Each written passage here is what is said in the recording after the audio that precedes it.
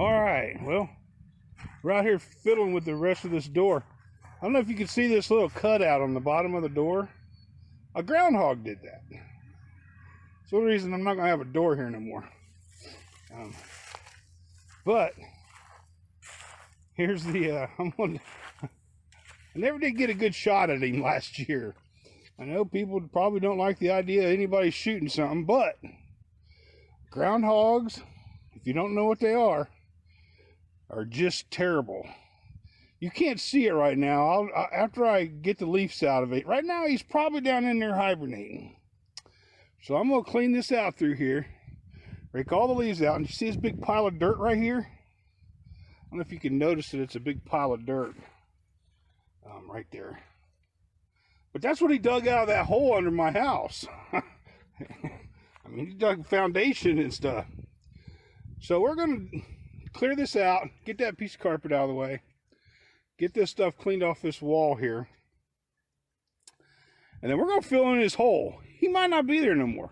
Sometimes groundhogs die, sometimes they just get eaten, something catches them out in the open. I got another one at the base of my garage over there.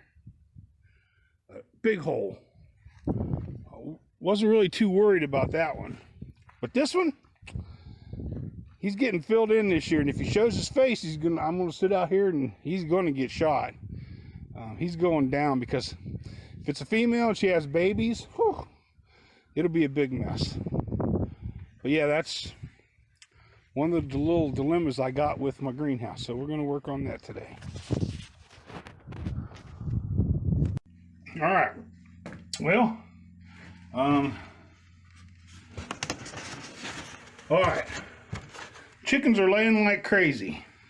I think a couple of them are laying twice a day, but this is Monday morning or afternoon, and after collecting today's eggs, I got 46 in there. No, I got 40 in there. So I'll be able to get those two, and then I'll put some down the side, and I'm going to put one in the middle just to see if it'll work. I always wondered if it'll work. But then those will be off to the races. I got me a board and I stuck it right here in the middle. So this thing will tilt just by me, rocks back and forth like a rocking chair. So all I have to do is come in. I don't have to lift nothing. I just put something heavy on the one side, and there you go. And then I'll come in.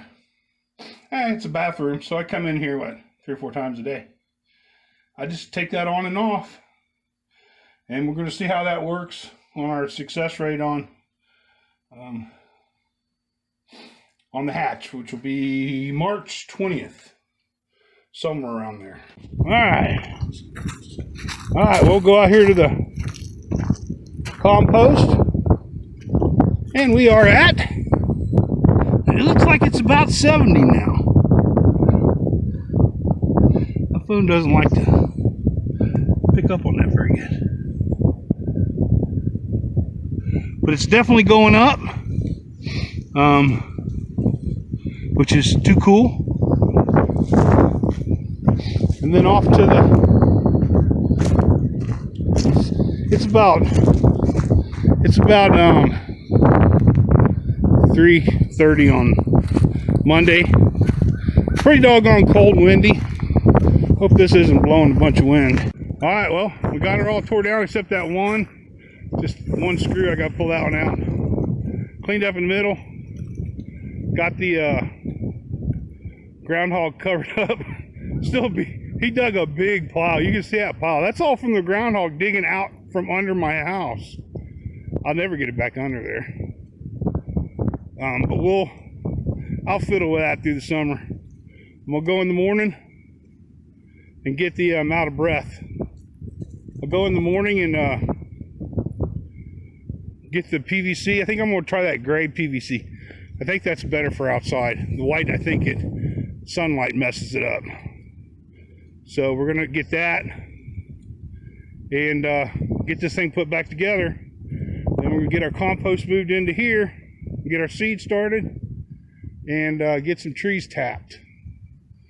before the bees come on. I got to start, it's March, and I got to start putting food out for the bees and getting them going and start going through hive boxes. And but that's usually, well, it's got to be warmer. I won't mess with any live hives. I got a few dead ats out there where the bees died.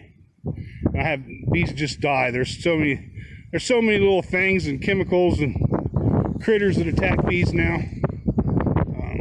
It's just a foregone conclusion. You're going to lose hives every year, and you have to do things a certain way to keep hives going, so you don't have to use poisons to kill the little bugs that kill the bees. It's a big process to try to do it without using poison, and I've been managed to do it in the last 10 years. But the poison industry is so big that the state beekeeper, there we got the state involved in beekeeping.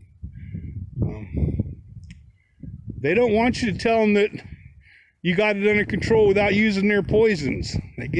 So anyhow, I might have a big tiff with the state beekeeper this year. We'll see.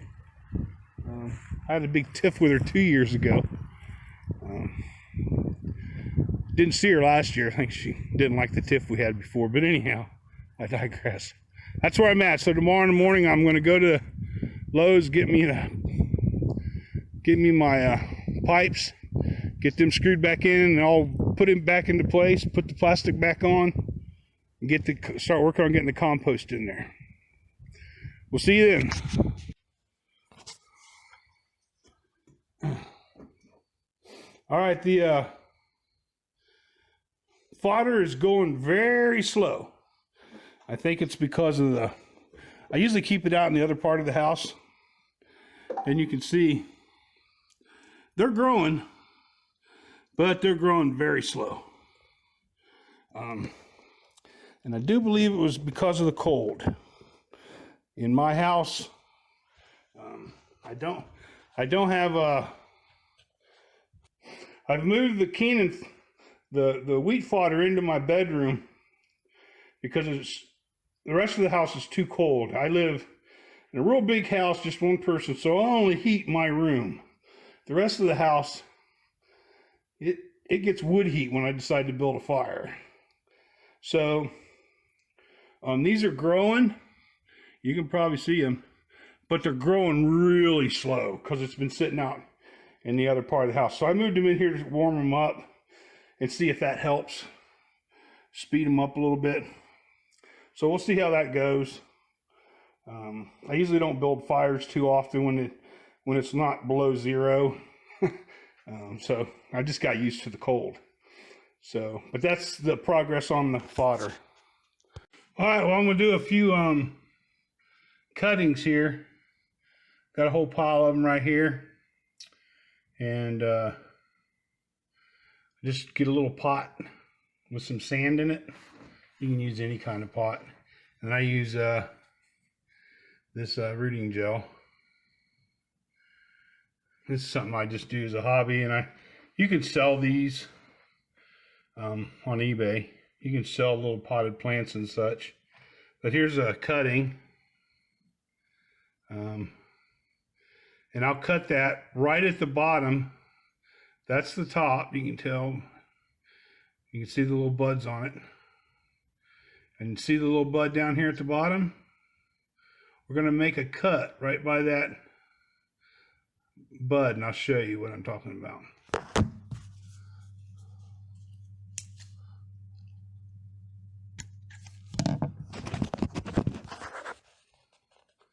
See how I cut it at a little angle right at that bud? And then we're just going to take it and dip it down in there and get some compound on it and shove it into the sand. I stick them down in there pretty far. But if you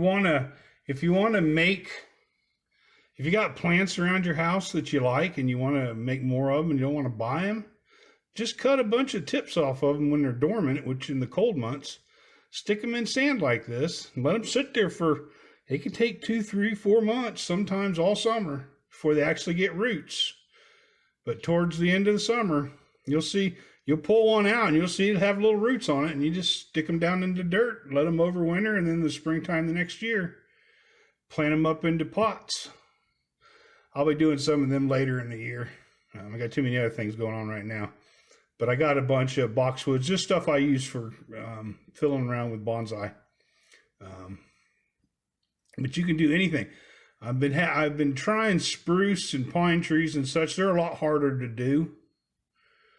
They take longer. I think spruce and stuff can take a year. In other words, you just have to be patient with them before they actually root. But I'm gonna fiddle with them, and I'll do more of these cuts, and I'll show you more of this stuff that I do in the summer.